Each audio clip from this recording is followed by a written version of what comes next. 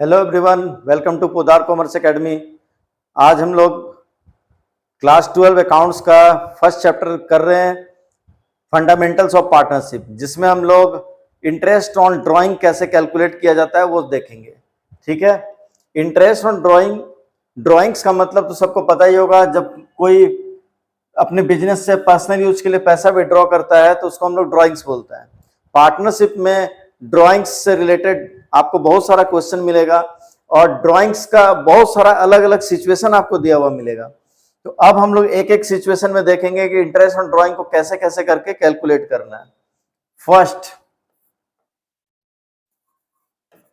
When date of drawings is given, when date of drawings is given, drawings का एक single amount question में दिया हुआ होगा और ड्राइंग्स किस डेट में हुआ वो डेट भी क्वेश्चन में गिवन होगा। ठीक है, यानी कि एक सिंगल अमाउंट क्वेश्चन में ड्राइंग का दिया होगा और पैसा किस डेट में विड्रॉ किया गया वो भी दिया हुआ होगा। अगर ऐसा होता है तो इंटरेस्ट ऑन ड्राइंग निकालने का फॉर्मूला ये होगा, interest on drawings equals to total drawings या अमाउंट ऑफ ड्राइंग्स, जो आपको मन करे लिख सकते हैं। Total drawings into rate by 100 into month by 12। ये फॉर्मूला लगेगा। ठीक है। अब जैसे कि मान लीजिए किसी का ईयर चलता है 1 अप्रैल 2021 से 31 मार्च 2022 और डेट ऑफ ड्राइंग क्वेश्चन में गिवन है 1 अक्टूबर।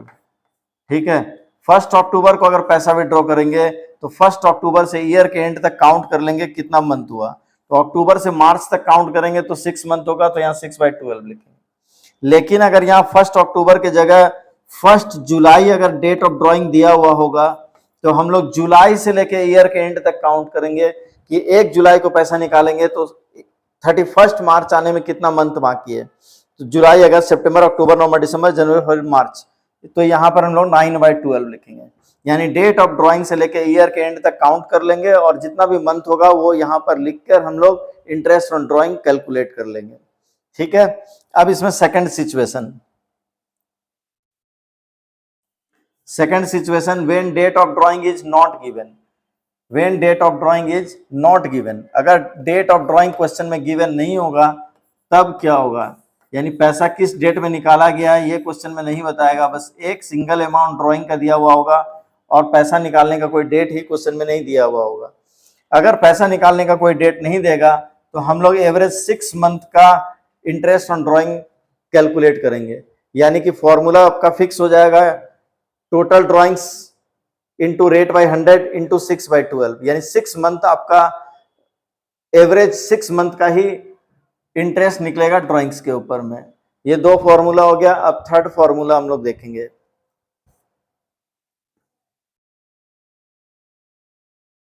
यानी ये बहुत इंपॉर्टेंट है, आपको याद रखना चाहिए कि अगर डेट ऑफ ड्राइंग क्वेश्चन में गिवन नहीं होगा तो 6 महीने का इंटरेस्ट लगेगा। थर्ड सिचुएशन,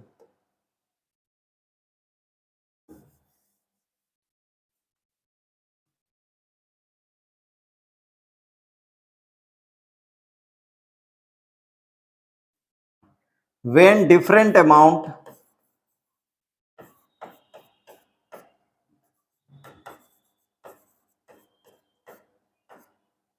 withdrawn at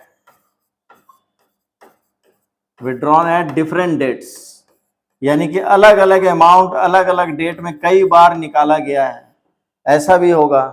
यानी कि कभी आपको डेट ऑफ ड्राइंग दिया होगा 30 अप्रैल, कभी 1 जून, कभी 31 जुलाई, कभी अक्टूबर, कभी नवंबर, कभी जनवरी। ठीक है। और अमाउंट भी अलग अलग, कभी 4,000, कभी 5,000, कभी 3,000, कभी 10,000। ठीक है। तो डिफरेंट अमाउंट डिफरेंट डेट में अगर विड्रॉ करेंगे तो प्रोडक्ट मेथड यूज होगा। कौन सा मेथड यूज होगा? Product method. प्रोडक्ट मेथड से हम लोग कैलकुलेट करेंगे।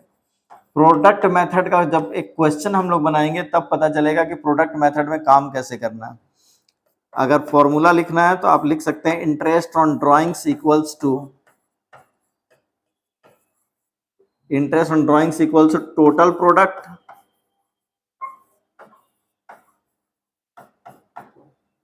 Into rate by 100 into 1/12। यानी प्रोडक्ट मेथड से जब हम लोग कैलकुलेट करेंगे तब यहाँ 1/12 लिखेंगे और इसके लिए पहले प्रोडक्ट निकालना पड़ेगा। प्रोडक्ट कैसे निकालते हैं इसके लिए हम लोग एक क्वेश्चन लेंगे और तब पता चलेगा कि प्रोडक्ट मेथड में कैसे क्वेश्चन बनता है। ठीक है, ये 3 फॉर्मूला हो गया। ठीक है, हम लोग 4th नंबर फॉर्मूला देखेंगे या बोलिए कि एक नया सिचुएशन देखेंगे। इसको लिखिए फिर हम लोग आगे बढ़ते हैं। अब कुछ special cases, when fixed amount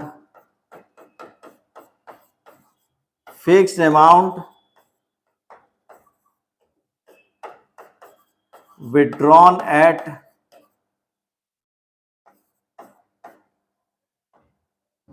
beginning of each month,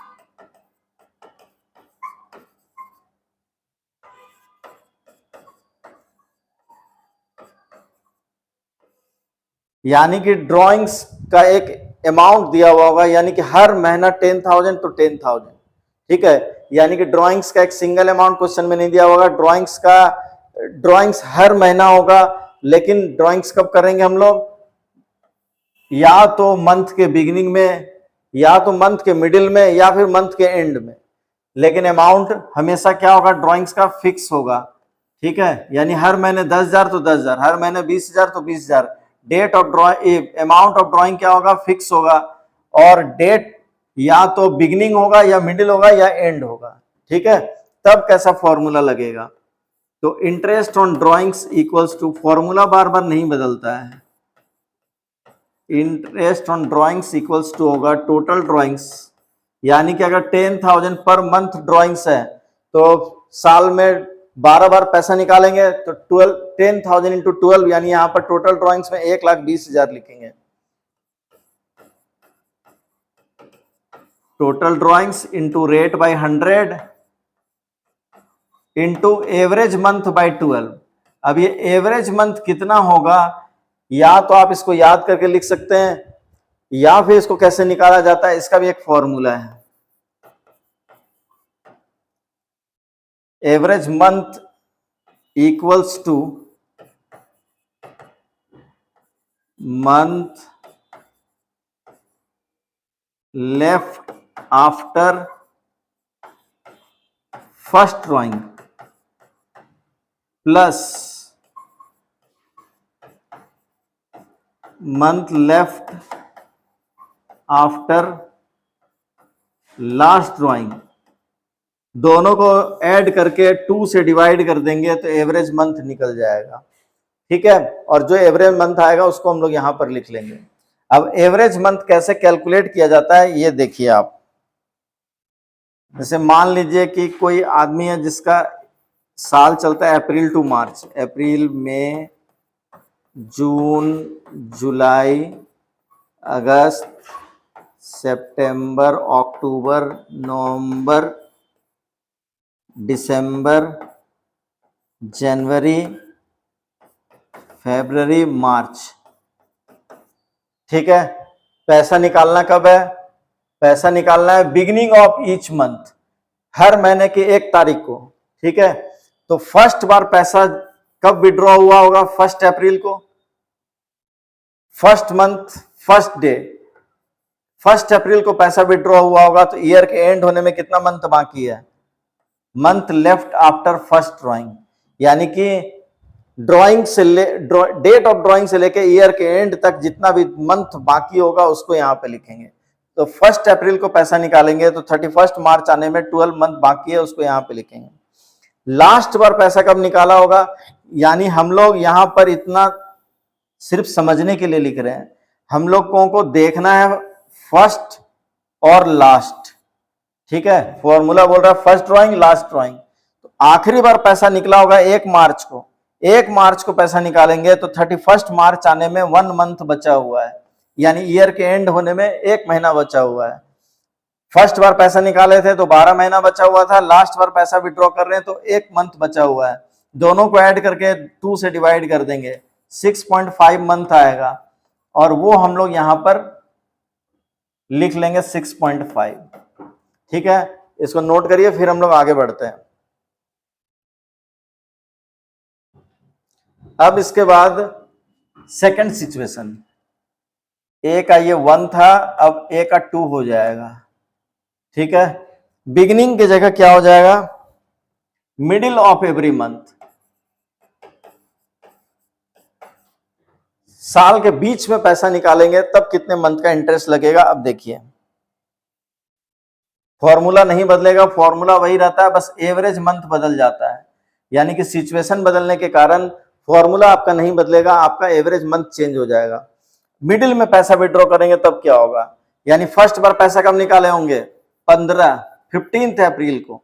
year का एंड होने में 15 दिन गुजर चुका है, ईयर का एंड होने में कितना मंथ बाकी है, 11.5। लास्ट बार पैसा कब निकालेंगे, 15 मार्च को।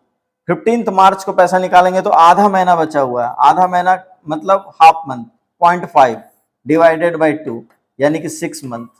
यानी कि एवरेज मंथ की जगह हम लोग कितना लिखेंगे, एवरेज मंथ की जगह 6 महीना लिखेंगे, यानी मिडिल में पैसा निकालेंगे 6 मंथ का इंटरेस्ट लगेगा। ठीक है, अब हम लोग ए का थर्ड नंबर देखेंगे, एंड ऑफ एवरी मंथ। अगर एंड में पैसा निकालेंगे तब क्या होगा, end of every month. First बार पैसा कब विड्रॉ हुआ होगा, 30 अप्रैल को। 30 अप्रैल को पहला महीना आखिरी तारीख, एंड ऑफ एवरी मंथ। 30 अप्रैल को पैसा निकालेंगे तो मार्च 31 मार्च आने में 11 मंथ बचा हुआ है, प्लस लास्ट बार पैसा निकालेंगे 31 मार्च को। 31 मार्च को पैसा विड्रॉ करेंगे तो हाफ 0 मंथ बचा हुआ है, डिवाइडेड बाई 2 यानी 5.5। यानी यहां पर आप लिखेंगे 5.5, एवरेज मंथ की जगह 5.5 लिखेंगे। अब अगर इसको आप शॉर्टकट में नोट करना चाहते हैं तो आप इस तरह से भी लिख सकते हैं,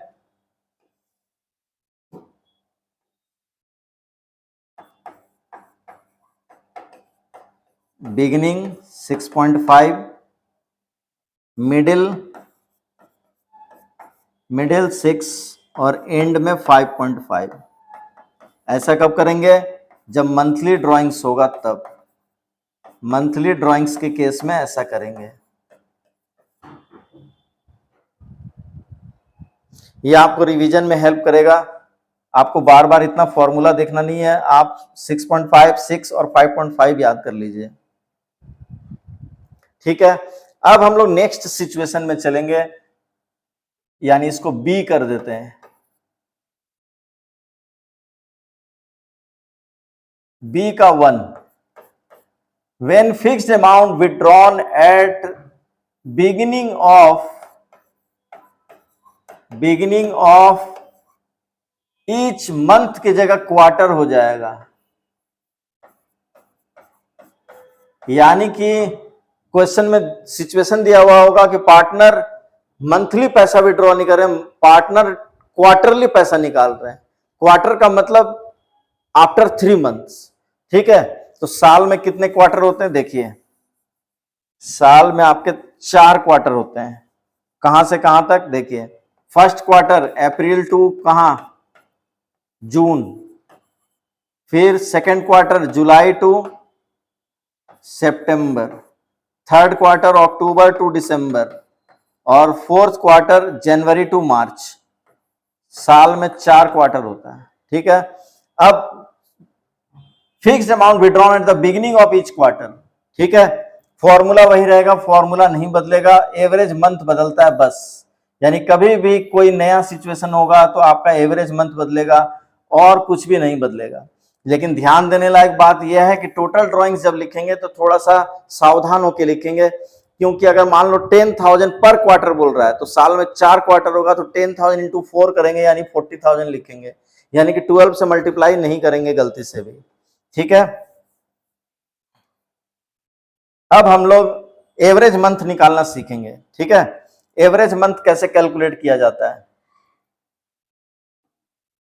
हाँ, पर क्वार्टर निकालना है। फर्स्ट बार पैसा हम लोग को ध्यान देना है किस पर?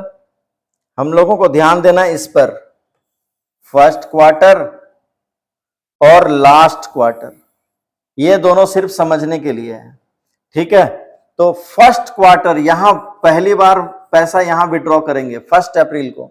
1 अप्रैल को पैसा विड्रॉ करेंगे तो ईयर के एंड होने में कितना मंथ बाकी है? 12 मंथ बाकी है।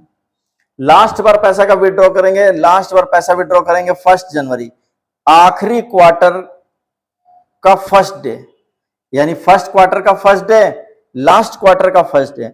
लास्ट क्वार्टर के फर्स्ट डे में जब पैसा विड्रॉ करेंगे तो ईयर के एंड होने में 3 मंथ्स रिमेनिंग है, तो यहां पर 15/2 यानी कि कितना हो जाएगा? 7.5, यानी एवरेज मंथ की जगह हम लोग यहां पर 7.5 लिखेंगे। और यहां पर भी आप चाहें तो इसको चेंज कर लीजिए, ये आपको काम आएगा। यहां पर मंथली ड्राइंग की जगह क्या लिख देंगे? क्वार्टरली ड्राइंग्स, ठीक है, 7.5 मंथ, ठीक। अब इसमें हम लोग सीखेंगे when fixed amount withdrawn at the क्या? Middle of each quarter. हर क्वार्टर के मिडिल में अगर पैसा विड्रॉ करेंगे तब क्या होगा? बी का 2 कर लेते हैं इसको, ठीक है। यानी कि पैसा हम लोग यहां निकालेंगे बीच में, यानी बीच में कौन पड़ेगा? अप्रैल, मई, जून। 15 मई को पैसा विड्रॉ करेंगे तो ईयर के एंड होने में कितना मंथ बाकी है? 10.5। 15 मई से 31 मार्च तक गिन लेंगे, 10.5 महीना, प्लस उसके बाद सीधा आखिरी क्वार्टर में आएंगे। लास्ट क्वार्टर के बीच में कौन है? फरवरी। 15 फेब को पैसा निकालेंगे तो ईयर के एंड होने में कितना मंथ बाकी है?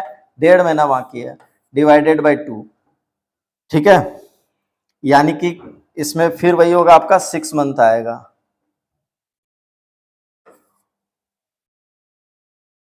6 लिखेंगे, ठीक है। अब इसके बाद हम लोग थर्ड कैटेगरी में जाएंगे। इसमें when fixed amount withdrawn at the end of each quarter, last में पैसा निकालेंगे। लास्ट में पैसा निकालेंगे तब क्या होगा? लास्ट में पैसा निकालेंगे तो एवरेज मंथ कितना आएगा? देखिए, हम लोग लास्ट में पैसा निकालेंगे, यानी कि फर्स्ट क्वार्टर के एंड में और लास्ट क्वार्टर के एंड में। फर्स्ट क्वार्टर के एंड में पैसा निकालेंगे तो ईयर का एंड होने में 9 मंथ बचा हुआ है, और लास्ट क्वार्टर के एंड में निकालेंगे तो ईयर का एंड होने में 0 मंथ बचा हुआ है, डिवाइडेड बाय 2, यानी कि 4.5 मंथ।